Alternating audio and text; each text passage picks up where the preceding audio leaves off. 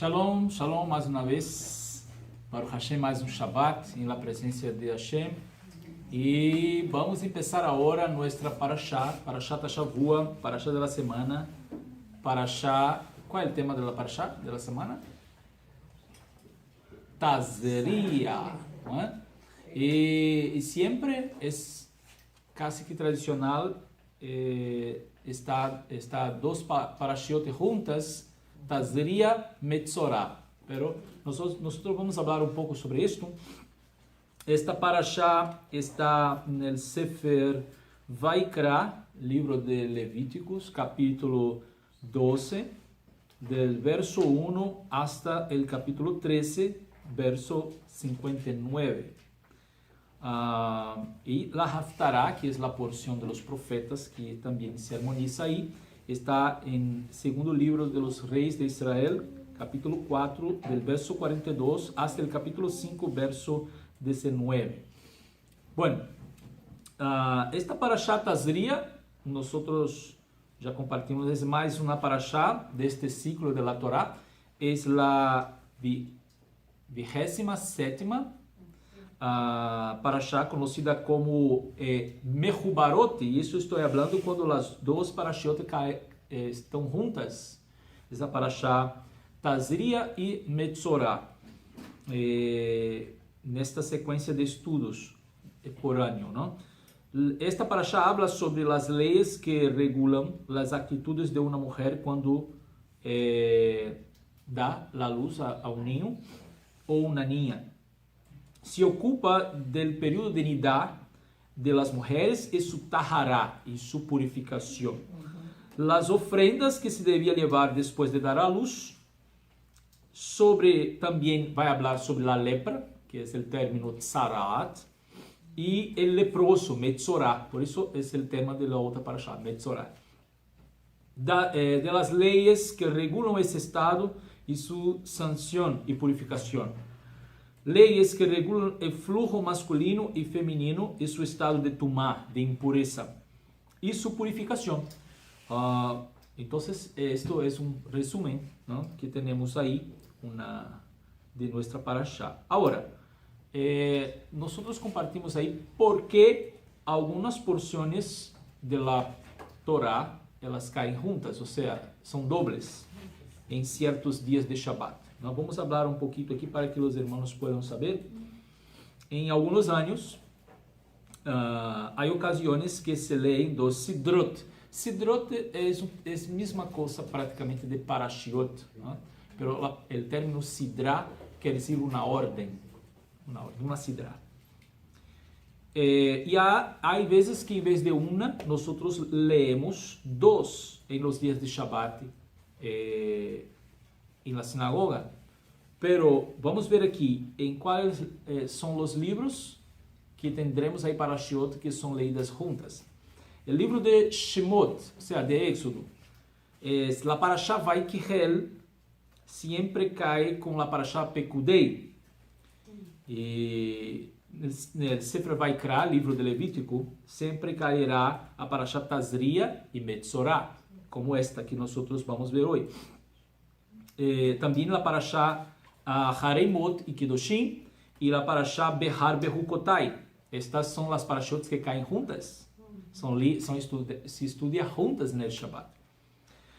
No Sefer Bamidbar, em Números, a parashá Hukat e Balak também caem juntas, e a parashá Matot e Masé também juntas, no livro de Bamidbar, Número. E Sefer Devarim, livro de Deuteronômio, são as duas parashiot, Nitzavim e Vayelech, também caem juntas. La razão que certas partes apareçam combinadas em alguns anos e não em outros é mais complicada, porque tendríamos que ter tempo para falarmos sobre muitos pontos aí. Pero uma coisa mais sencilla é que, basicamente, a combinação se realiza para assegurar que as 54 porções em las que se divide a Torá sejam leídas durante todo o ano, para que o ciclo anual de la lectura de la Torá seja concluído sempre sin Torá.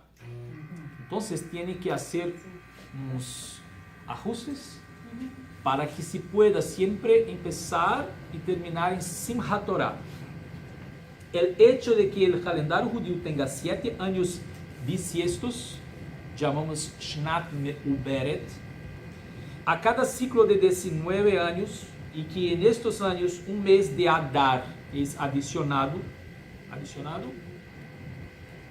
afecta la combinación o separación de las sidrotas. Aliado a esto existen algunas reglas que dictan qué partes deben ser leídas antes o después de determinados días. Por ejemplo, Rambam, Maimónides, ofrece las siguientes reglas generales. Entonces, ¿por qué en todo el judaísmo se hace así? La Parashá Bamidbar, que es de Números 1, de verso 1 hasta capítulo 4, verso 20, debe leerse siempre 1 o 2 semanas antes de Hag Shavuot. Entonces, no es una cosa así aleatoria que se lee cuando quiera, no. Tiene que estar ajustado para que se pueda caer en las fechas ciertas. Entonces, este esfuerzo para que estas dos parashot, esta parashá de Bamidbar, pueda siempre caer 1 o 2 semanas antes de Shavuot. Perdón. Y después tendremos la parashá Vaet Hanan, que está en Deuteronomio 3, de verso 13 hasta capítulo 7, verso 11. Debe leerse después de Tisha B'Av. O sea, a Vaet Hanan suplicó a Hashem, esta parashá, el asunto que está en la parashá, él va a combinar con los días después de Tisha B'Av, que es el día de ayuno por la destrucción del templo. Parashá Nitzavim, Deuteronômio 29, verso 9 hasta el capítulo 30, verso 20, debe leerse antes de Rosh Hashanah. ¿Ok? Baruch Hashem. Sí. La Parashá Tzav, Levítico, Vaikra, de 6, verso 1 hasta capítulo 8, verso 36, deve ler-se antes de Pesach, em anos regulares, ou seja, que não são bissextos. Okay? Em cada porção da Parashá temos muitas revelações e instruções que o próprio Akadosh Baruch Hu, Hashem, nos preparou para nós, ou seja, preparou para nós, e o Mashiach, Yeshua, está em la Torá. ¿Ok?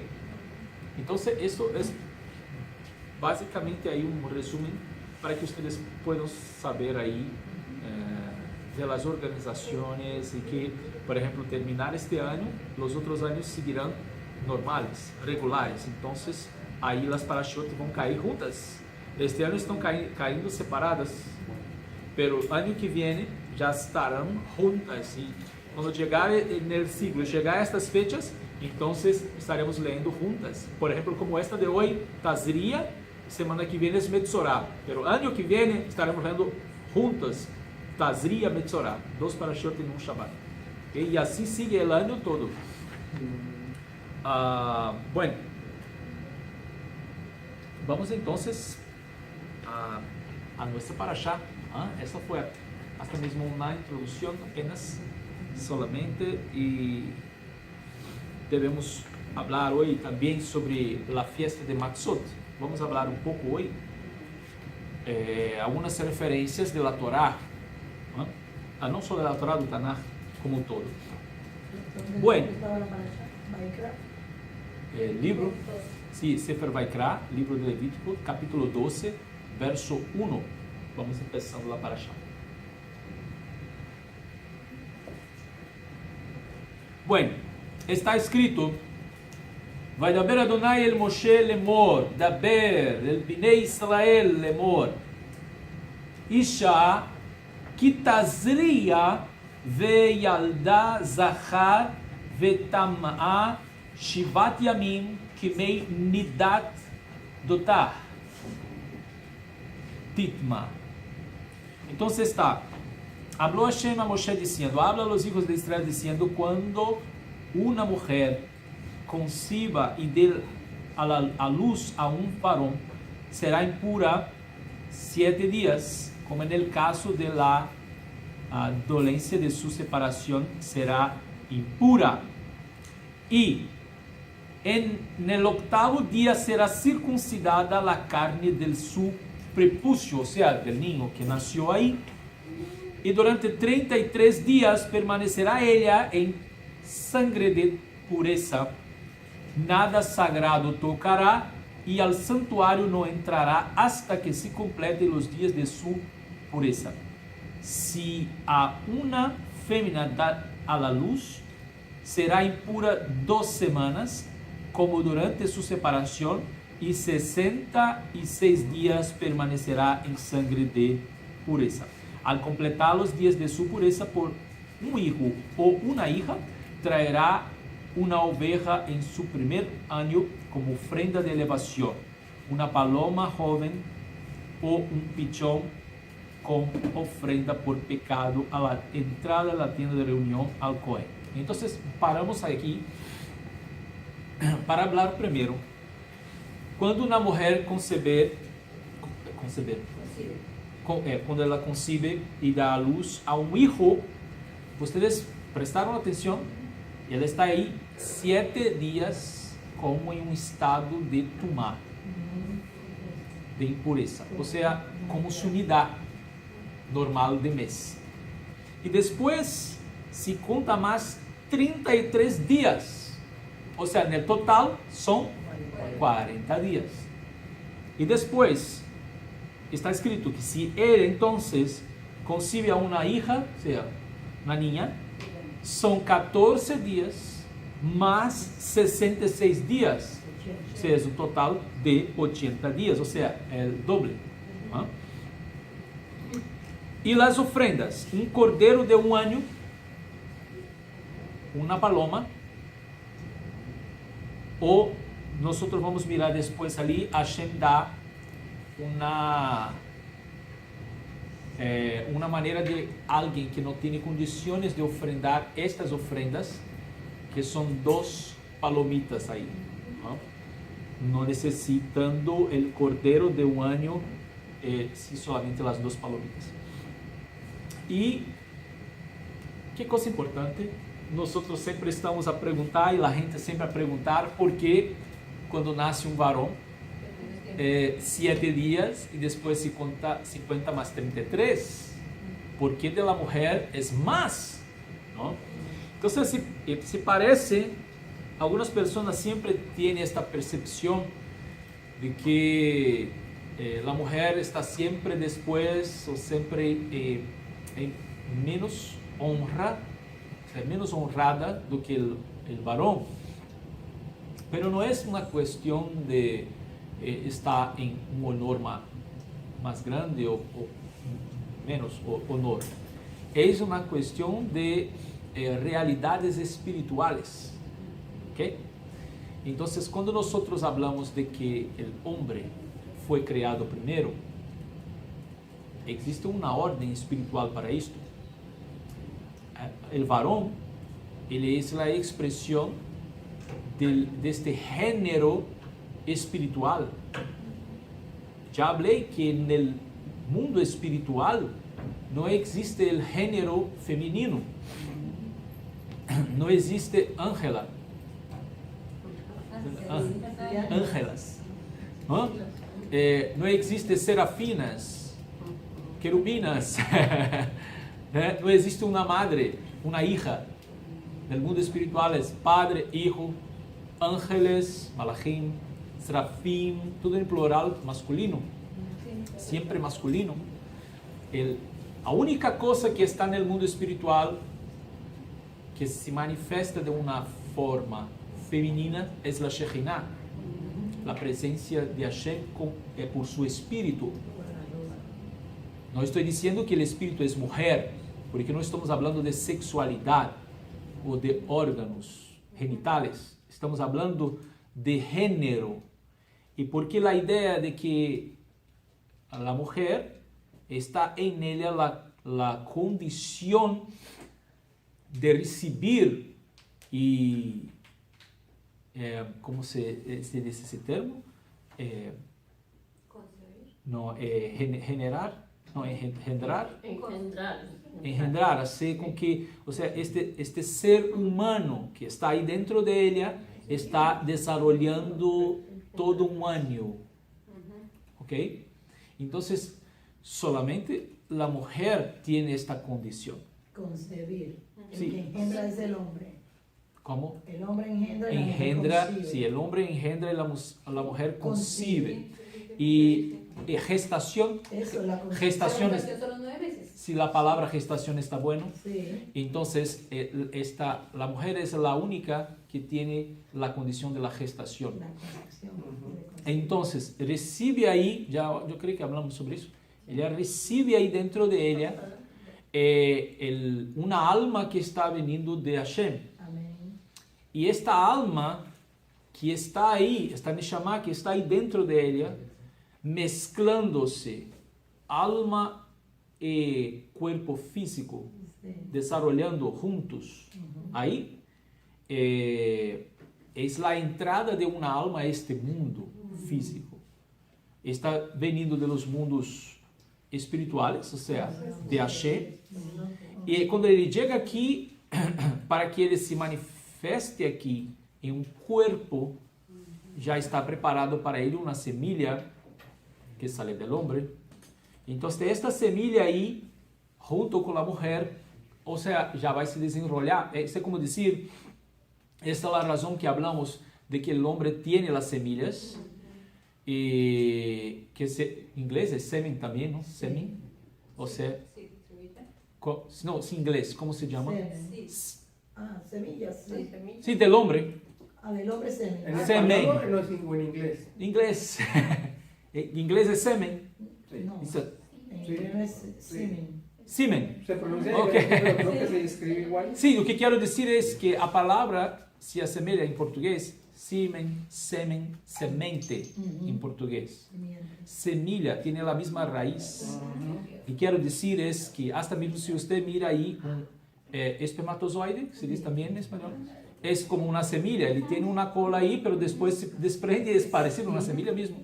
Então, isto é o corpo físico microscópico que Hashem prepara para que esta alma venga. Pero esta semilla em si mesma não pode desarrollar-se enquanto não recebe a ela uma terra, que é o ventre de uma mulher, Amén. su útero. E então, aí dentro, com o material genético também que a mulher tem, seu óvulo, então aí vai se desarrollar, e uma coisa muito especial, porque é a alma Shemala, sí, el alma Shemala, o sea, el alma de arriba que está veniendo de Hashem, está aquí abajo. Ahora es como decir que el cuerpo está tomando esta alma, ¿comprende? Está entrelazando. David, el rey David, ele usa un término llamado entretecer en portugués. Entretecer, o sea, si a cosa está mezclando alma e corpo junto, então você vai desarrollando ali tudo isto dentro de água. Tudo dentro de água. ¿Se sabe como el mikve. tiempo que recibe esa alma? ¿Qué tanto tiempo de la concepción? Como? Não. ¿A qué tiempo de que ya ha sido concebido llega el alma? Porque lo discuten mucho de que eso todavía no es un niño que... No Sí. La cuestión es que cuando hay un corazón, ya está el alma. unas pocas semanas. Sí. Una semana. Porque nel momento em que a semilla se une ao óvulo, são dois materiais genéticos aí já se desarrollando. É como dizer assim, a casa está se abrindo a porta para esta alma chegar. Sí. Então, já está listo o embrião. El embrión. Então, a primeira coisa que é uma coisa hasta mesmo muito complejo, não? Tudo isto, mas nós sabemos que o cérebro envia os comandos para todo el cuerpo. Y si todo que está en el cuerpo funciona por causa de las órdenes que el cerebro da. Entonces, hasta mismo un movimiento involuntario. Por ejemplo, cuando nosotros tenemos voluntad necesidad de ir al baño, usted, por más que usted quiera decir no, usted tiene que ir, porque el cuerpo está diciendo, tengo que eliminar estas cosas. Y por más que usted diga no, usted tiene que ir, porque va a pasar algún problema. Él tiene que obedecer esta orden que está. Ahora la pregunta, el cerebro no puede funcionar si no hay corazón. Y el corazón no puede bater si el cerebro no mandar. ¿Comprende? Entonces, sí, hay alguna cosa tiene que empezar primero. Entonces, el cerebro no puede se desarrollar si no hay sangre ahí.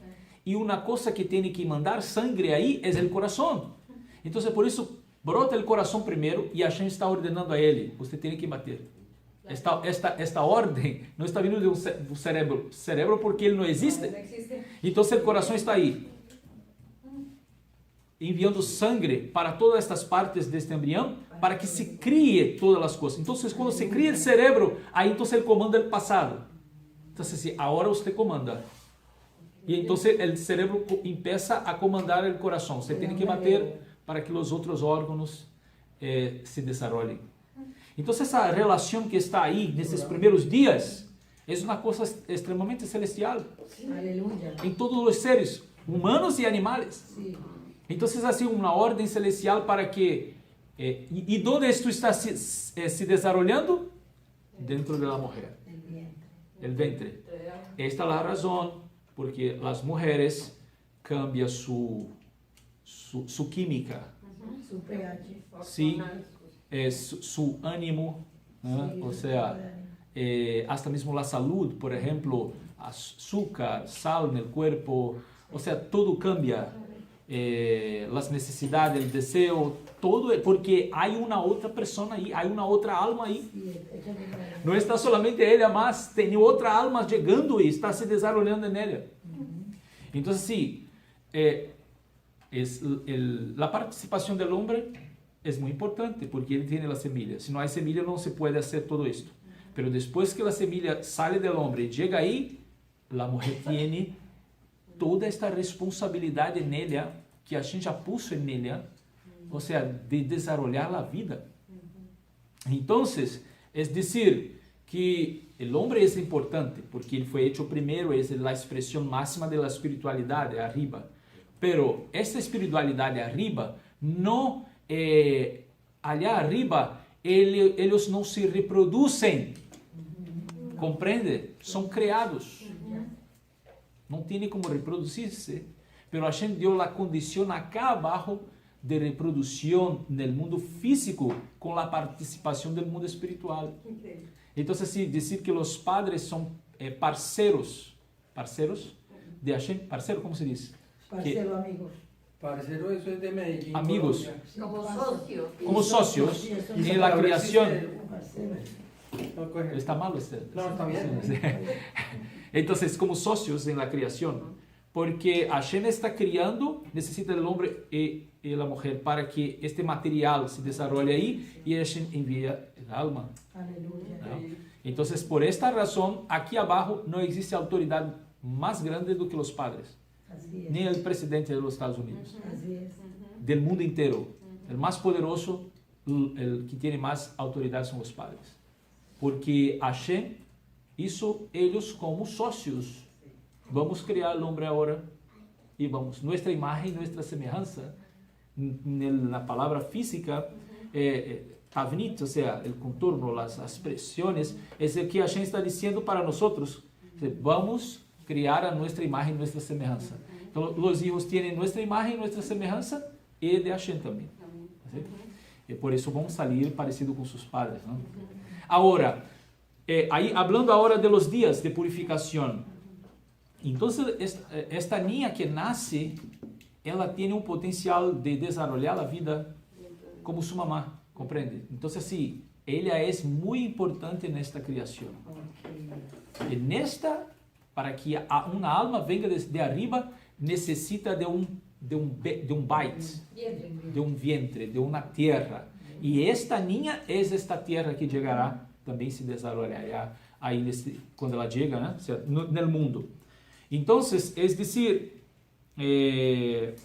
una Shiva, o sea, 7 días del hombre y más 33 días, la mujer no puede subir al templo, no puede llegarse a la santidad, porque ella va a estar en este estado de tumá, de impureza, por toda el sangre que no había salido y ahora va a salir. Entonces él espera todo ese tiempo, 40 es la idea también de la cantidad de un mikve perfecto, ¿no? O sea, 40 días, 40 noches llovió. Y también 40 son las medidas de un mikve, 40 seim. ¿Cuántas semanas son? 40 días. ¿Cuántas semanas para nacer un niño? 40 semanas. 40 semanas. Entonces, ese número 40 está siempre ahí involucrado con la idea de mikve, o sea, va a salir de las aguas, ¿no? Y después que sale, tiene que haber un tiempo para todo eso. Y es claro, Hashem está hablando de tiempo que el niño también estará con su mamá, ¿no? Es aquel tiempo para, necesita un cuerpo dentro de otro. Salió, necesita estar todavía ser separado lentamente, despacio. Y la niña, el dobro justamente por este grado de importancia de que la mujer tiene delante de Hashem. Ahora, es decir, las ofrendas que son para ella ofrecer. Na realidade aqui, la mujer no puede subir al templo, no estamos hablando de la sinagoga, estamos hablando del grado de santidad del templo, ¿no? Cuando viene el Brit Milá del niño, la mamá no puede ir por los 8 días. No necesita, a Brit Milá no necesita ser en el templo, puede ser en su casa. Entonces la mamá está ahí, ¿comprende? Es decir, nosotros, claro, pensamos un Brit Milá en la sinagoga porque todos están ahí, porque podemos hacer una fiesta. No, y a Yeshua, ela fue después de 40 días. A los 8 días dice que lo llevaron. Sí, se lo llevaron porque ellos estaban cerca del templo. Yo no me recuerdo del ahí verso. Fue donde Ana y Simeón dieron, oye, ¿viste? No, ahí es Pidyon Ben. Ahí es la presentación del niño. La presentación. ¿Ah? A los 8 días. No, está escrito ahí. Abre el texto, me ayuda, que no me recuerdo. Por eso pregunto, porque no sé si era malo o no. No. De que la mamá Ella no podría entrar. O que pasa es si fue a los 8 días, entonces ellos no están dentro del patio del templo, están cerca y fuera. Diz assim, vamos ao templo e lá eu ofrendo, porque a mulher só poderia oferecer a ofrenda, esta ofrenda que é depois do tempo que Hashem determina, esto de 40 dias ou 80, solamente no final.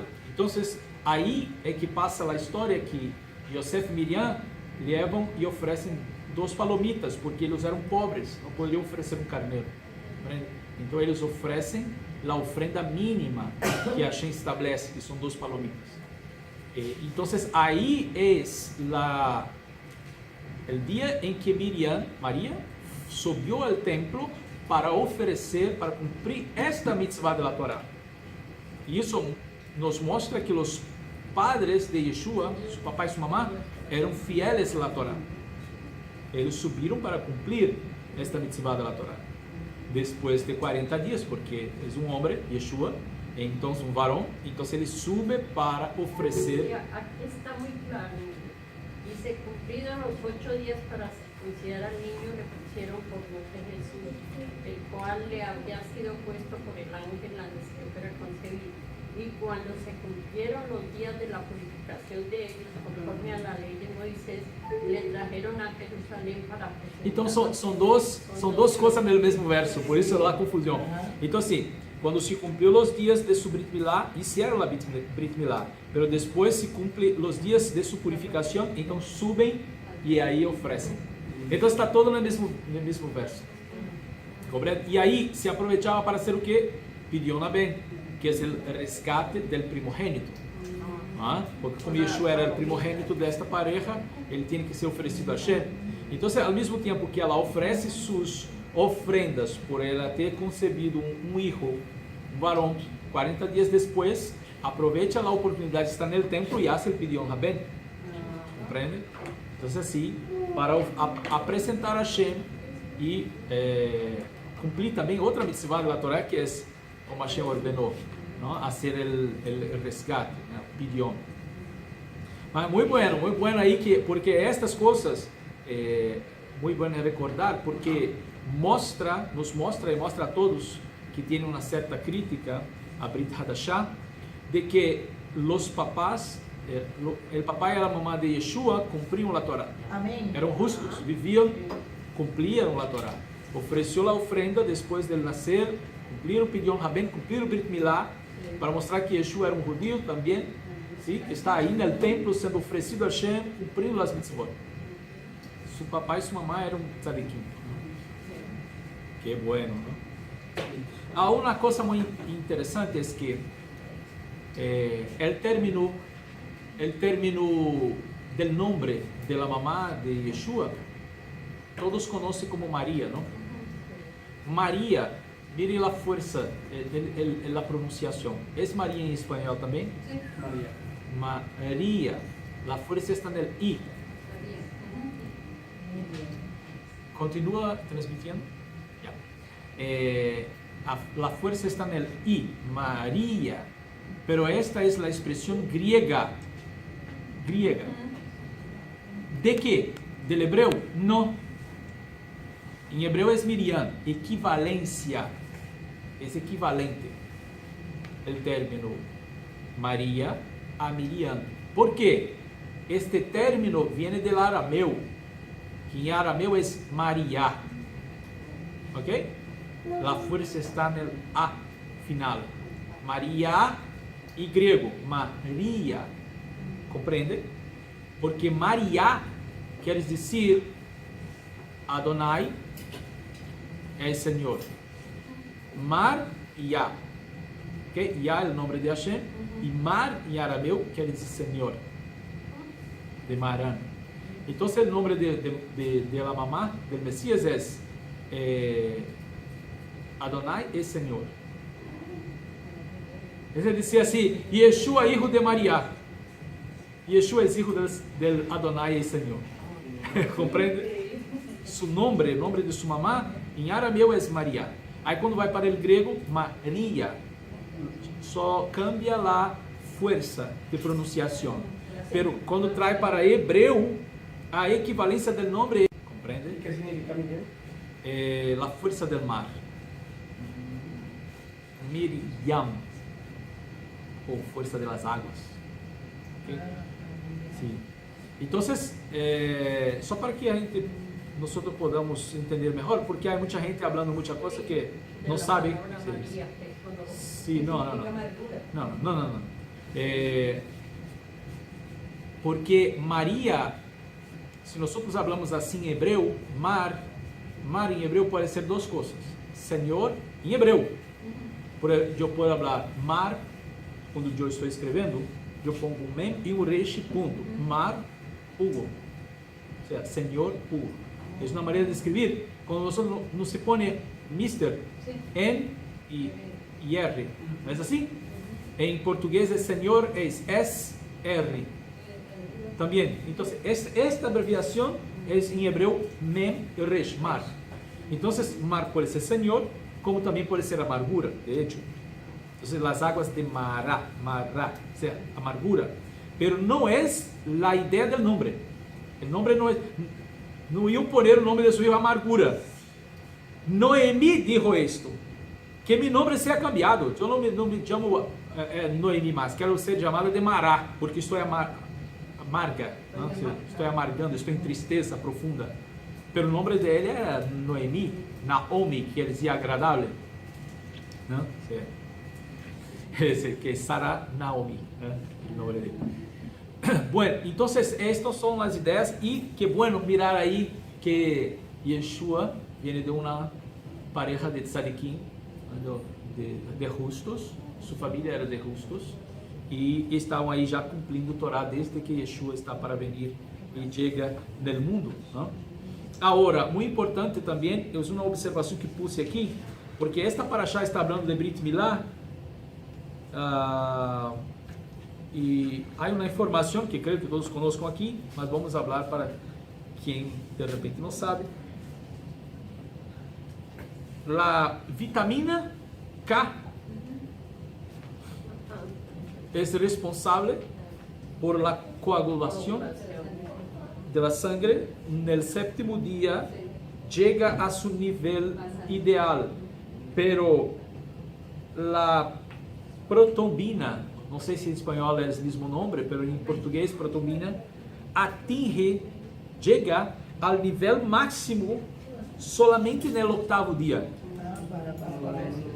El octavo día de vida.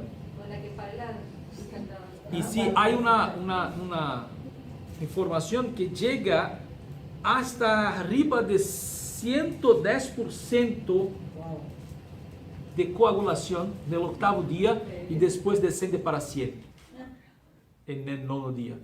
Entonces, el séptimo día ya estaría ideal, pero en el octavo ela sube más de 100%, o sea, llega a 110% de coagulación, o sea, si hace un corte, cicatrización rápida.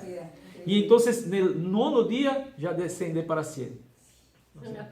Hashem es maravilloso, que tiene que ser el octavo día. Entonces es la mitzvah que Hashem hizo ahí, esta alianza, esta Brit, alianza con Abraham. Y cuando nosotros hablamos Brit Milá, estamos hablando de Brit, es una alianza, un pacto.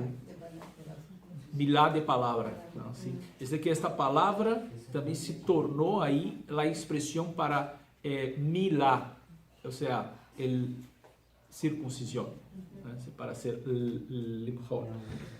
Bueno, qué bueno saber que nuestro Mashiach también participó de todo esto, y nuestro Mashiach Yeshua. Ahora, continúa la parashá, está diciendo...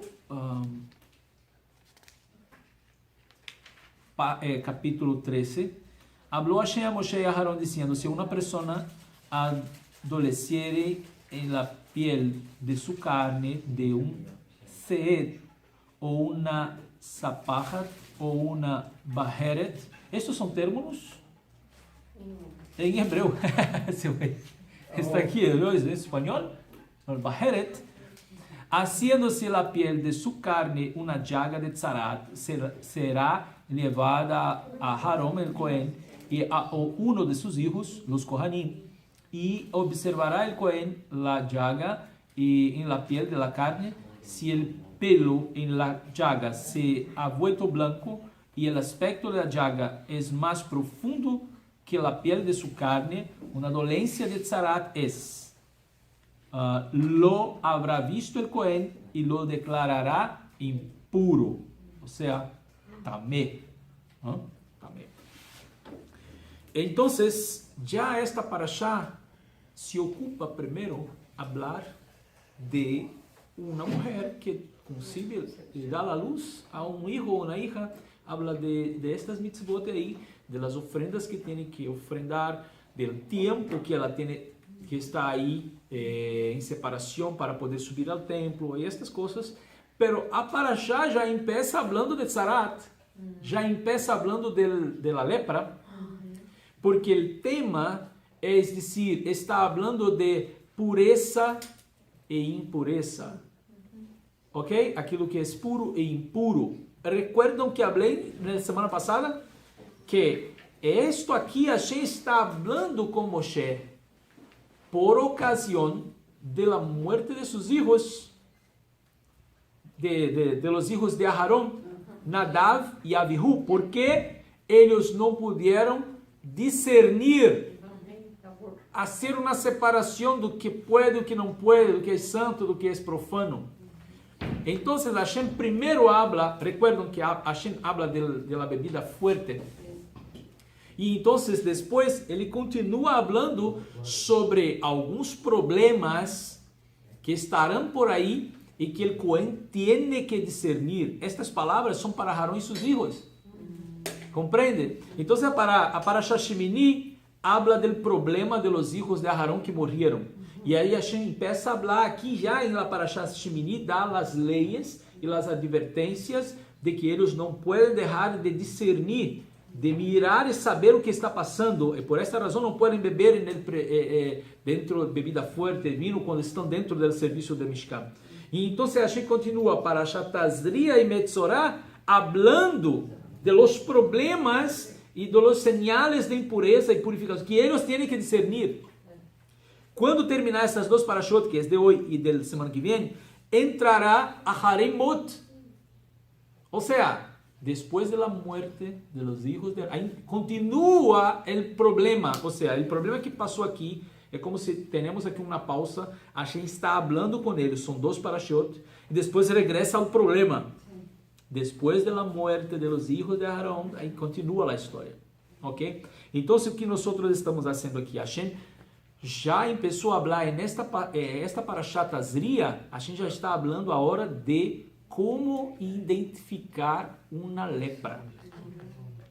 E depois que esta pessoa, ou seja, depois do exame, depois que o Cohen mirou aí, esta pessoa tem que estar em isolamento, aislada, 7 dias sola. Depois viene outro exame.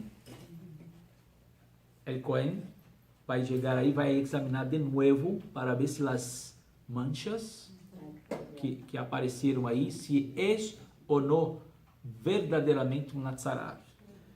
E depois ele se queda aí mais 7 dias. Miren.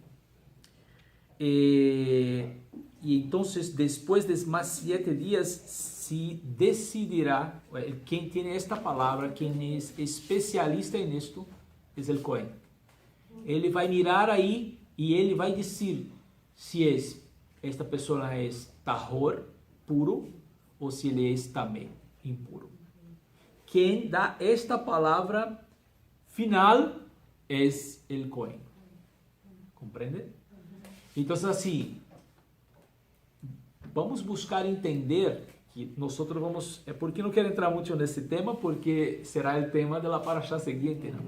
Mas vamos por agora, a informação é que al Cohen le dá a capacidade de saber, conhecer, discernir o que é verdadeiramente uma tzarat, uma lepra, ou não, ou é uma outra coisa, uma outra enfermidade, uma mancha, qualquer que não seja tzarat, esta lepra específica, ok?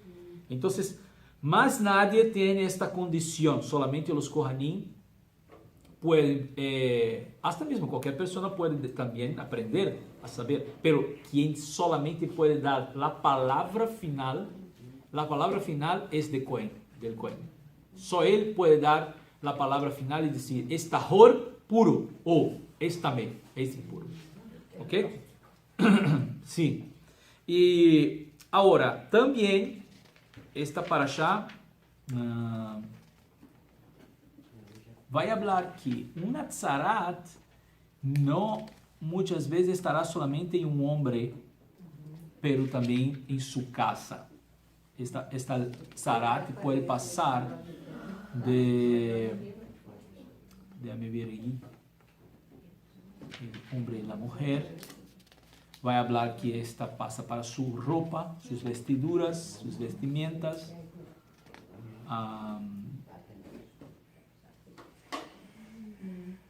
E habla do que se deve fazer com as vestimentas ou as coisas onde brotaram esta tzarat, ou a casa onde brotou esta tzarat. O que se deve fazer? Um momento. Ele disse, só para terminarmos aqui esta parte. Se assim aparece de novo em la prenda ou em la urdimbre ou em la trama ou em qualquer utensílio de cuero, un brote es. Al fuego quemará donde se halle la llaga. Mas si la prenda o la urdimbre o la trama o cualquier utensilio de cuero han sido lavados y desapareció de ellos la dolencia, serán sumergidos de nuevo y serán purificados. Esta es la ley de la dolencia de la tzarat y una prenda de lana o de lino en la urdimbre o en la trama o en cualquier utensilio de cuero para declararlo puro o declararlo impuro. ¿Ok? Entonces, mire, qué cosa interesante es decir que esta tzarat, ella puede salir de esta persona y se apegar a sus ropas. Ella puede salir también de este límite de las ropas y apegarse ahí en las paredes de su casa, brotar. Entonces, se dice en los comentarios de los sabios que Tzarat no es una lepra común de los días de hoy, y sí de los días antiguos. Es una plaga en que Hashem permite ser juzgada uma persona que vive em Lashon Hara, em chisme. Então, em rehilut em hebreu, em fofocas? Em chisme. Em português é fofoca. Fofoca. E então,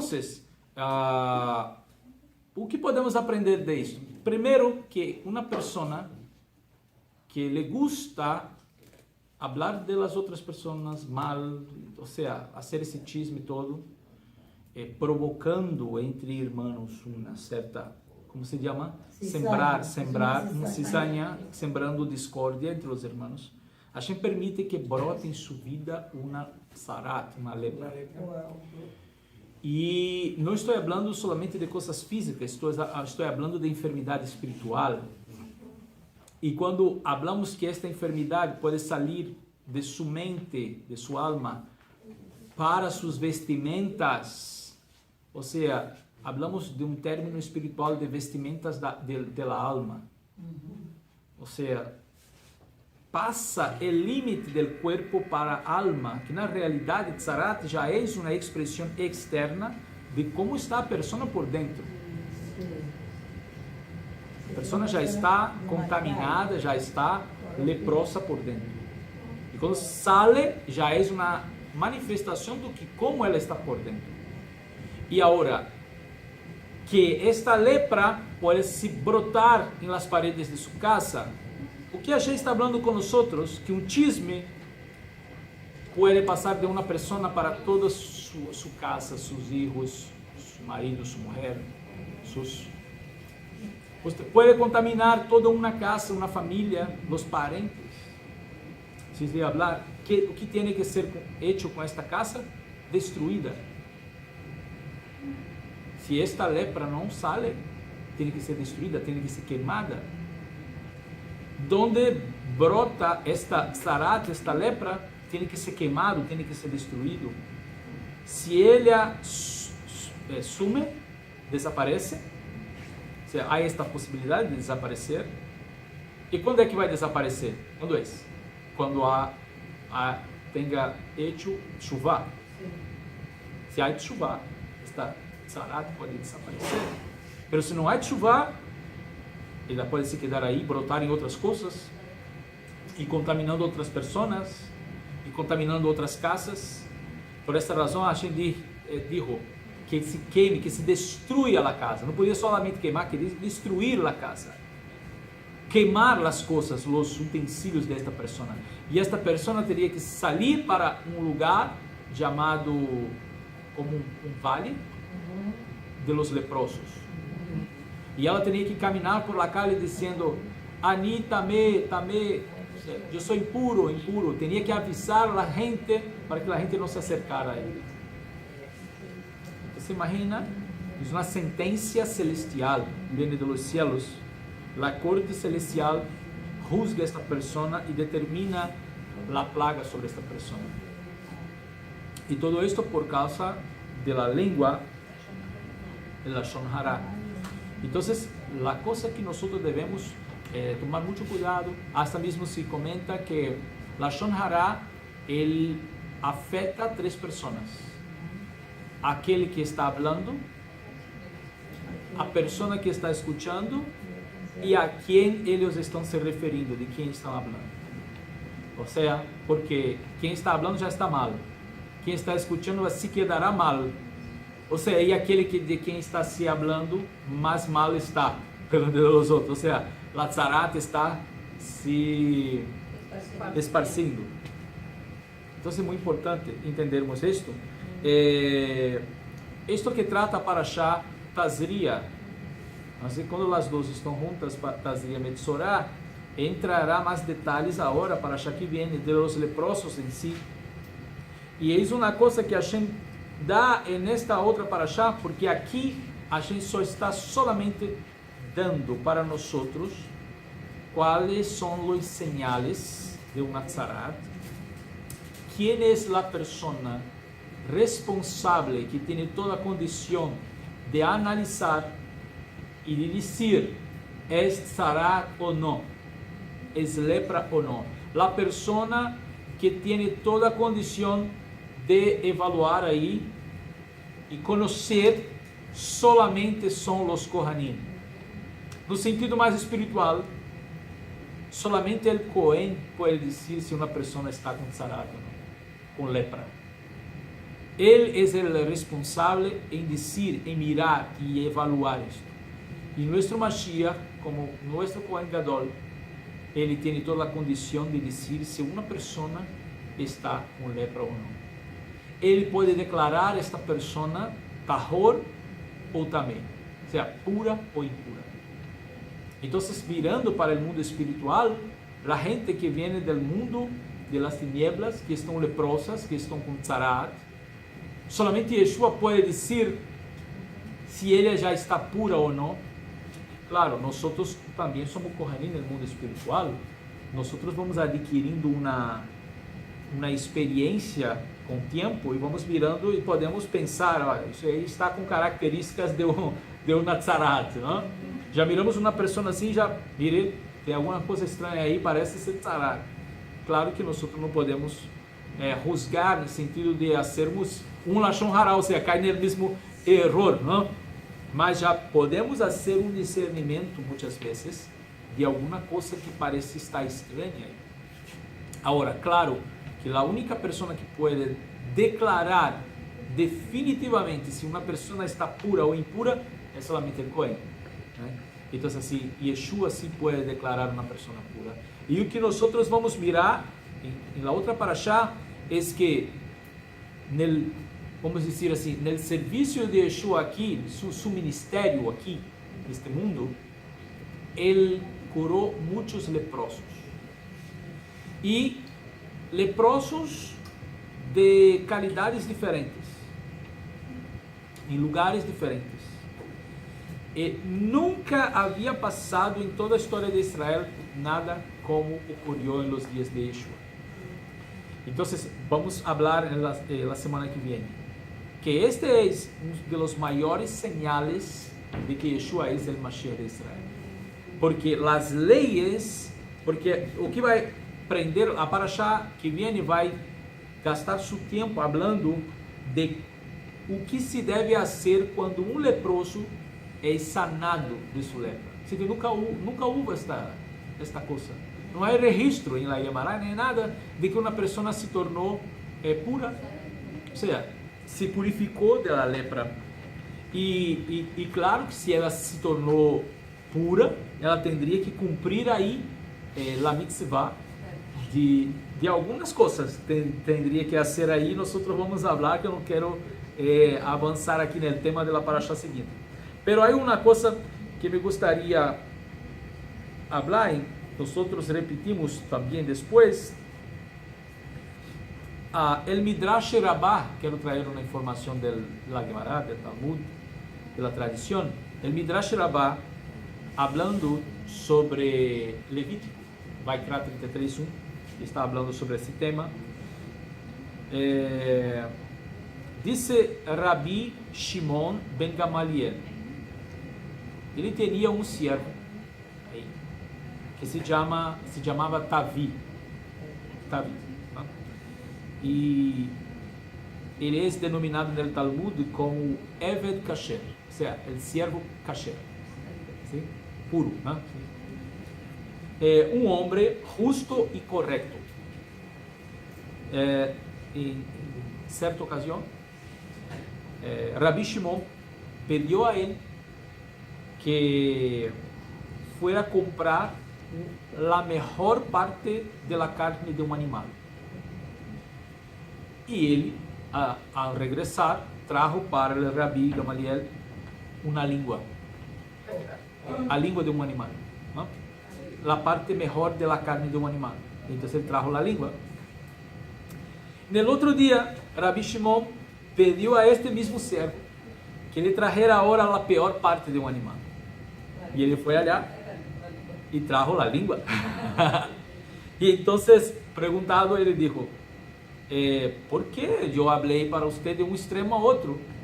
La parte buena, la mejor y la peor. Entonces él contestó, cuando interrogado, cuando se preguntó a él: de esta parte sale el bien y el mal. O sea, para nos mostrar justamente, e está em harmonia o que a Gemara está dizendo, com que Tiago habla.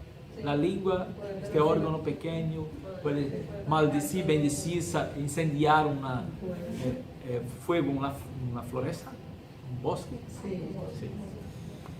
E, para terminarmos aqui, eu vou terminar com Pirkei Avot, Masechet Avot, el tratado de Avot, dice, Shimon ben Gamaliel, el mismo, decía, todos los días de mi vida yo fui creado con entre os sábios de Israel, todos os dias de minha vida. E não encontrei uma coisa melhor ao corpo do que o silêncio.